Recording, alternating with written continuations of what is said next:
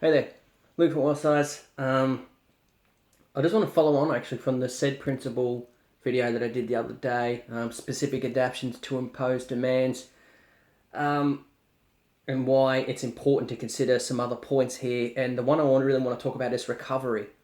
Okay, I want to consider the recovery aspect here because a lot of people think about performance or hitting these bigger goals and I want to run so far or I want to lift so much and all this kind of stuff. And we seem to miss the forest through the trees here. That exercise is actually the stressor to the body. All right, that it's a hormetic stressor. It's okay. It's a good thing. It's transient. All right, so the body is a little bit stressed out. It adapts. You get better again. That kind of thing. But we only get better when we recover. All right, and it's really interesting because the guidelines, the exercise guidelines, actually talk about your frequency, about how much you should be engaged in physical activity and things like that. But they also say if you haven't done anything before, start out low and work your way up. All right, and that's because it's all based on our ability to recover. Now, for some of us, we don't recover as quick as others, or it depends on what you're doing as well. So some people are really adapted to say doing long distance stuff, and they could walk for hours if they really wanted to. We all know that person that could just walk for days and they have no problems. And you've got that other person that probably could lift weights and be fine, and probably lift weights every day if they really wanted to. All right, but it really comes down to your recovery ability.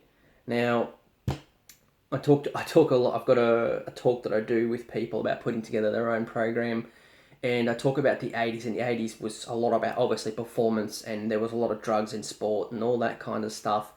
And what we began to realize into the 90s and into the 2000s is that recovery is really important. There's a whole bunch of different things that you can do to improve recovery, but really recovery seems to be that thing that differentiates sometimes.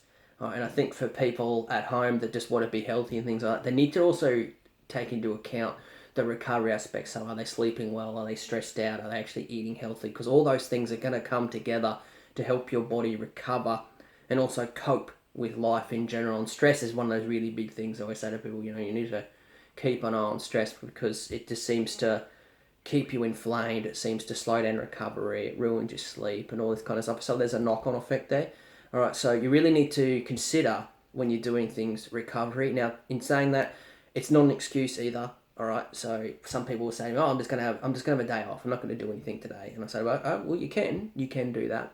But active recovery, so going for say a light walk or a little swim or something like that, or doing some yoga, is probably a better idea than doing nothing at all.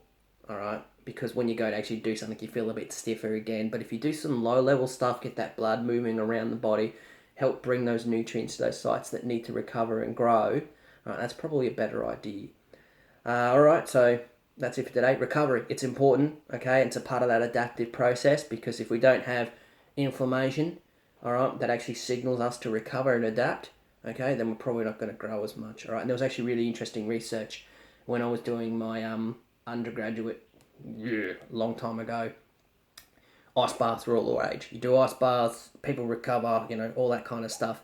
And what we've realised is that for endurance-based activities, so people that were marathon runners and that, it seemed to be okay. But for people that were wanting to build muscle, it wasn't as good. We found that people were jumping in ice baths, things like that. It actually blunts the response because the inflammation that was caused made the body go, "Ooh, I need to adapt to that and I've got to grow." All right, inflammation can be bad when it becomes a chronic thing. Okay, so when it's an acute thing from exercise, we've got pathways, we've been around for a few million years, the body's pretty sharp. Okay, so something to think about, all right? So that's it for today. All right, so get out there. Look for more size. See ya.